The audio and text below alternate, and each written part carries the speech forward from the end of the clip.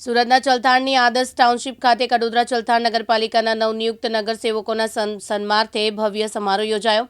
કાર્યક્રમમાં સુરત જિલ્લા ભાજપ સંગઠનના મહામંત્રી અંકુરભાઈ દેસાઈ મુખ્ય ઉપસ્થિત રહ્યા હતા। ચલથાણ સ્થિત આદર્શ ટાઉનશીપ ખાતે યોજાયેલા સન્માન સમારોહમાં નવનિયુક્ત નગરસેવકોને પુષ્પગુચ્છ અને સ્મૃતિચિહ્ન અર્પણ કરીને સન્માનિત કર્યા। કાર્યક્રમને સંબોધતા અંકુરભાઈ દેસાઈએ જણાવ્યું કે પ્રજાએ કરેલા અને મૂકેલા વિશ્વાસને સાર્થક કરવા માટે પારદર્શક, જવાબદાર અને વિકાસલક્ષી કાર્યશૈલી અપનાવવી જરૂરી છે।